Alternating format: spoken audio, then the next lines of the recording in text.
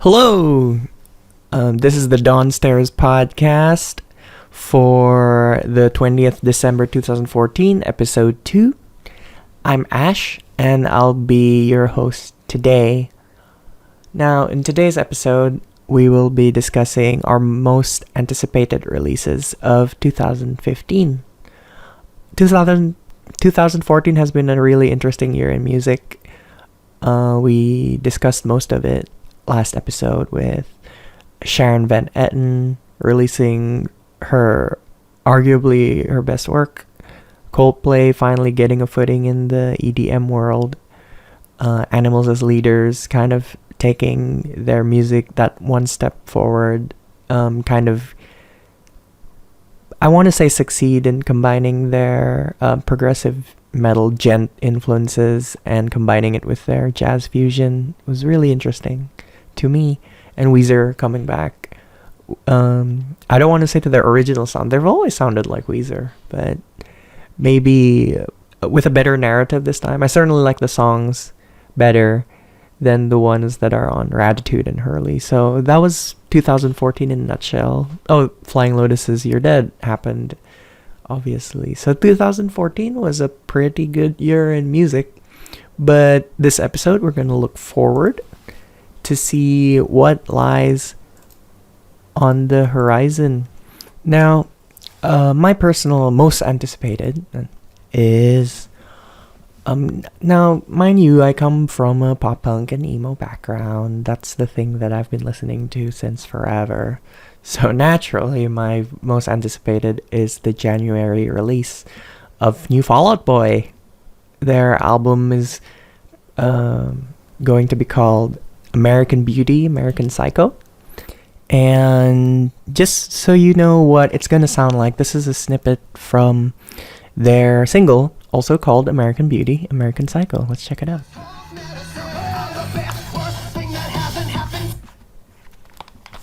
Whoops, sorry, buffering.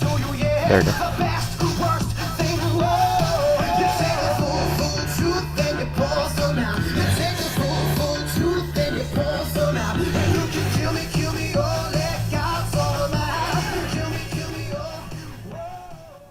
Alright, that was certainly interesting. They're really pushing, just from that snippet, and I've listened to the full song, that they're really pushing the pop element of their album. And when I say pop elements, I mean what's currently kind of sort of the general sonics of what's dominating the top 40 these days, which is EDM and synths, essentially. It's really a continuation of what they were doing on their 2013 album, Save Rock and Roll, when they kind of just got back from a hiatus for a couple of years for them to pursue solo projects. One of my all-time favorite records is Patrick Stump's solo album, Soul Punk.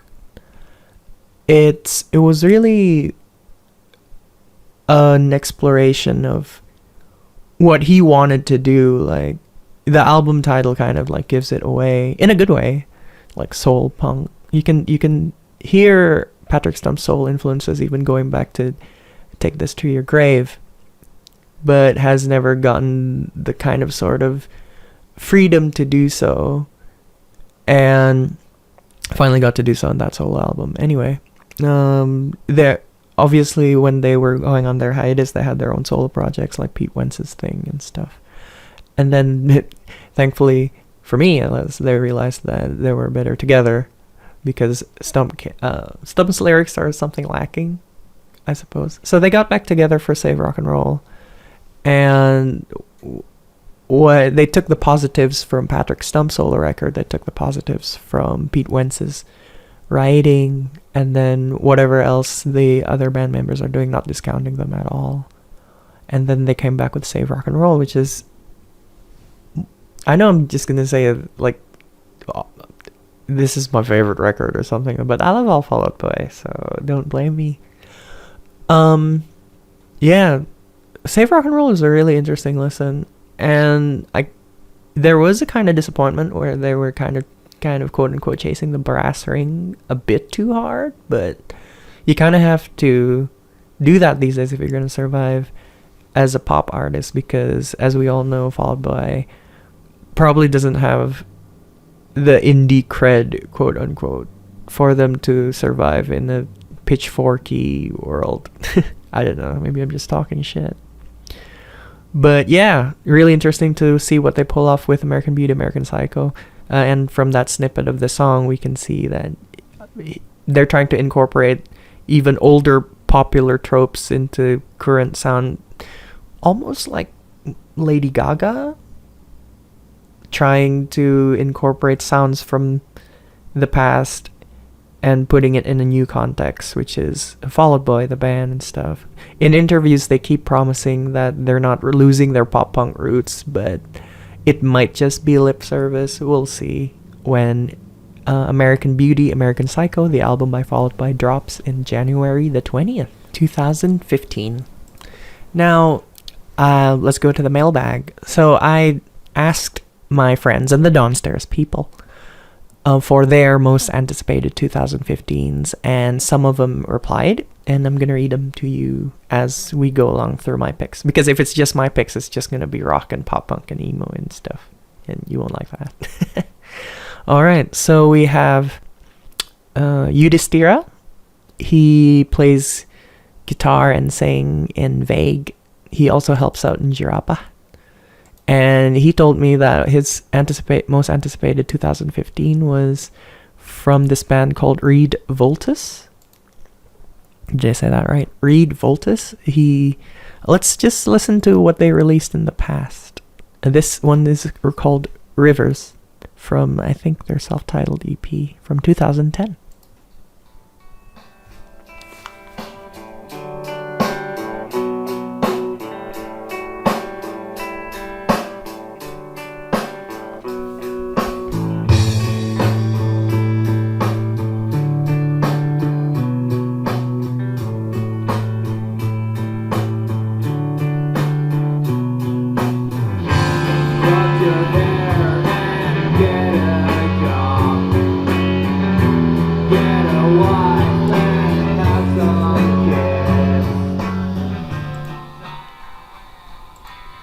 Wow.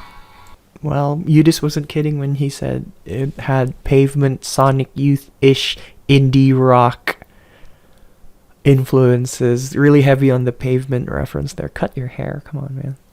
That's like an actual song they did. Well, I'm not one to do that. I reference stuff all the time in my music, I guess. But yeah, so that was Reid Voltus, and they're going to release something new in 2015. I can't wait for it. Might be something good. All right.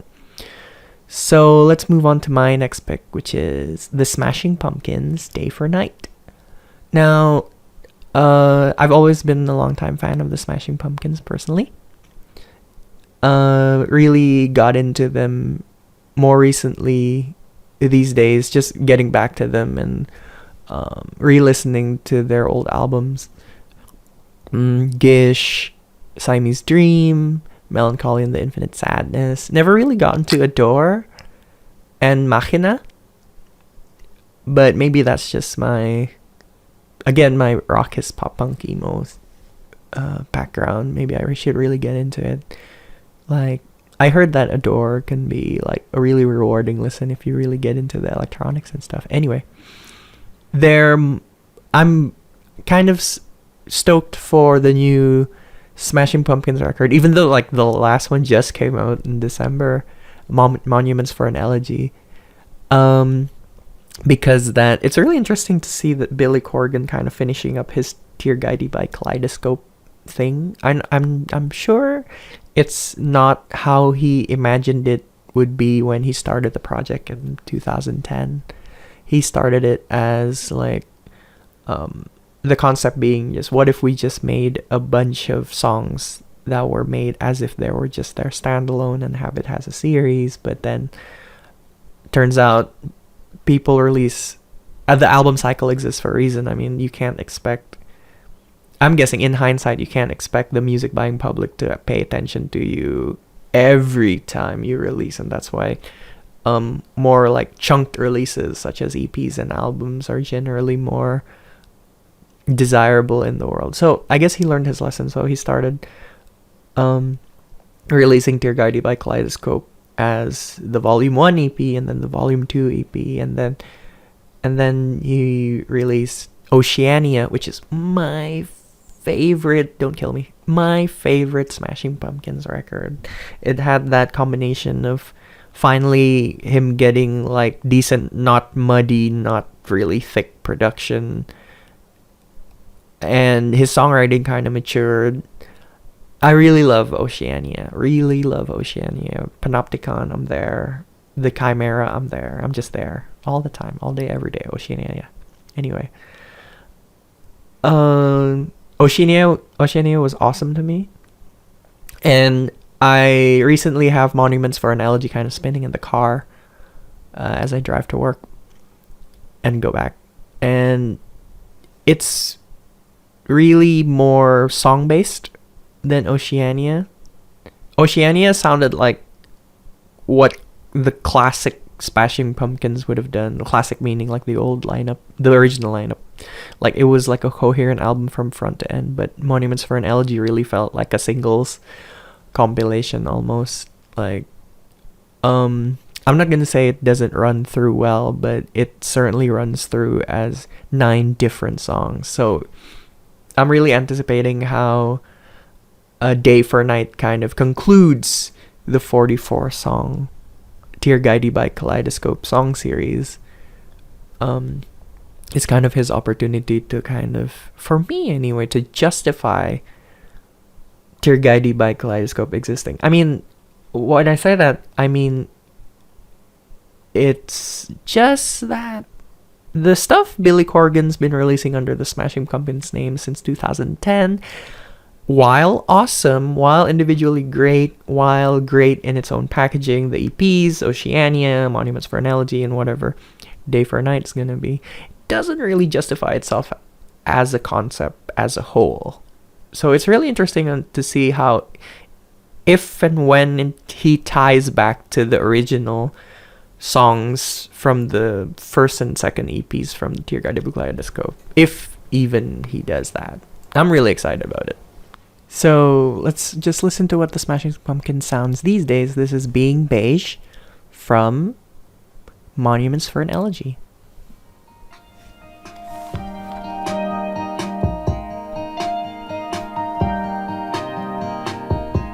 I don't love you for what it's worth. So if you're leaving, can you hug? Cherry blossom. This is goodbye. Alright, so let's go back to the mailbag to see what we got. Okay, we got Daffa Andhika. He used to write for Gigs Play, as I imagine. I think he's managing Bedchamber these days. By the way, Bedchamber might have an LP release this year. Local Indonesian band, really interesting. Watch for them. I'm anticipating their release. How's that for a shout out, Daffa? Alright. But personally, Daffa says, if it's not Bedchamber, it's Sorry. Yeah, so Sorry is going to have a new record out. It's going to be called Los Skut Leboys. Not really sure how that's pronounced, but that's how I'm pronouncing it. I'm kind of looking forward to what Sorry comes up with next, because I listened to the Marsh Kids record, and that was like, I want to say supergroup, with parts of Sorry and parts of Tiga Pagi, parts of Poco Wars and stuff.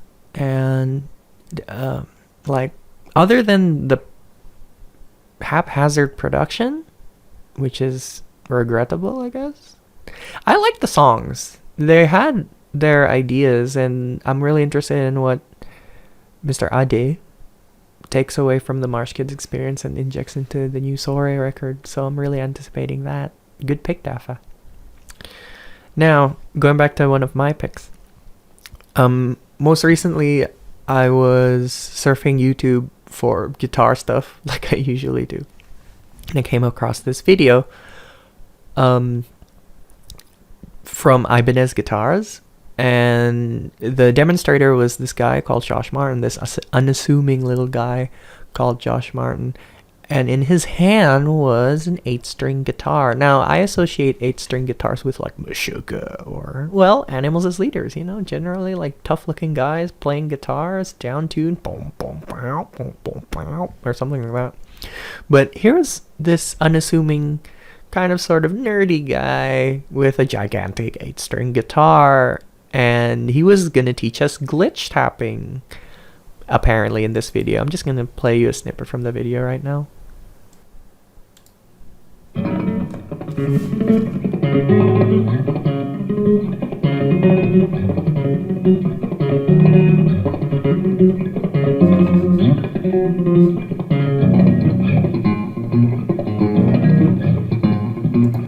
So yeah, scary shit. Whoops. Anyway, yeah, so it was kind of scary. But then when I listened to his actual band, this is what he sounds like.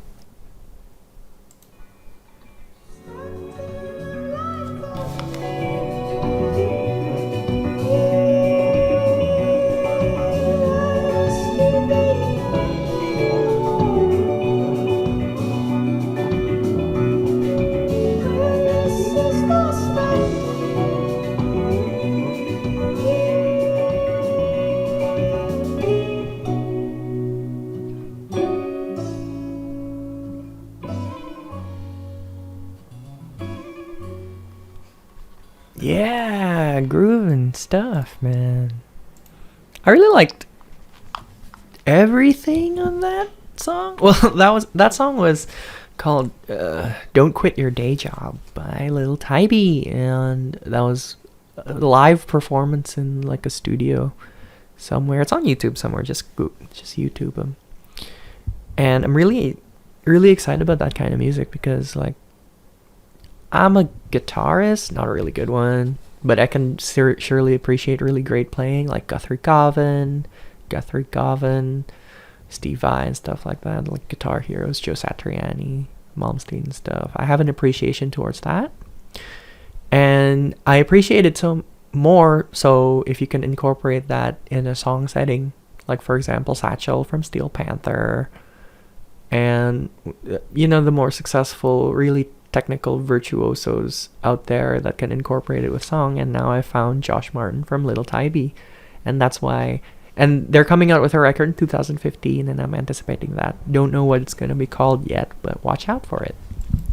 All right, we're nearing the end of the show, unfortunately. So let's kind of dig into the mailbag to see if there's some highlights worth mentioning. So Peter from Anoa Records, Peter Wallendow, I think his name is, from Anoa Records. They kind of promote and distribute Bear Food and Seaside. He says he's anticipating the Porno's new EP, good local band. And then he's also anticipating Morrissey's new thing, which I'm guessing is going to be called If I Die, It's Time, or something like that. Like, good luck on the cancer, dude. But yeah, worth checking out. Morrissey is kind of on a streak these days. Like, I've never heard a bad Morrissey album since forever, at least the newer releases. So really anticipating Morrissey and really looking forward to the Porno's new EP. Shout out to you guys. And to round things off, we have Andra, our very own Andra Semesta, DJ Andra Semesta. Whoop whoop. He really is into Emmy the Great. He says Emmy the Great is like his musical waifu. I don't know what that means, Andra. Anyway, yeah, he feels a personal connection with Emmy the Great, and Andra wants to shout out Emma if she's listening. Unlikely, to this, if she's listening to the Dawnstares podcast, this is him wishing he could meet her again and watch her shows again, like back in the UK. Okay. His other pick for most anticipated is Modest Mouse, Strangers to Ourselves. It's been a long time since I've listened to new Modest Mouse, so I'm anticipating that too. Yeah, Andra says, a freaking new Modest Mouse album, son. Yeah, I agree. Also, he's really digging into, he wants to know what A Head Full of Dreams by Coldplay sounds like.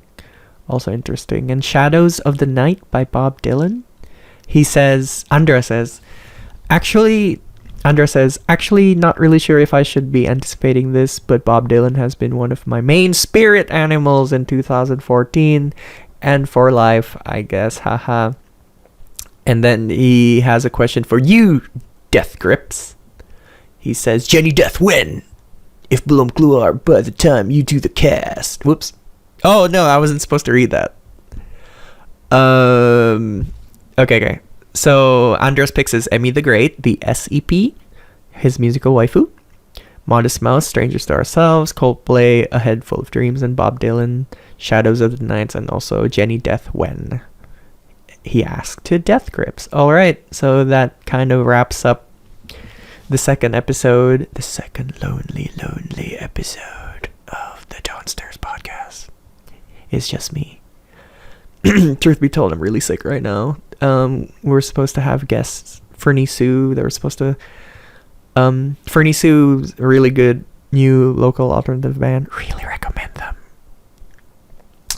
They were gonna sing a couple of songs and maybe contribute to the podcast, but I got really sick and I didn't want to give them my typhoid fever. So there's that. Anyway, so that's the end of the Dawnstares podcast.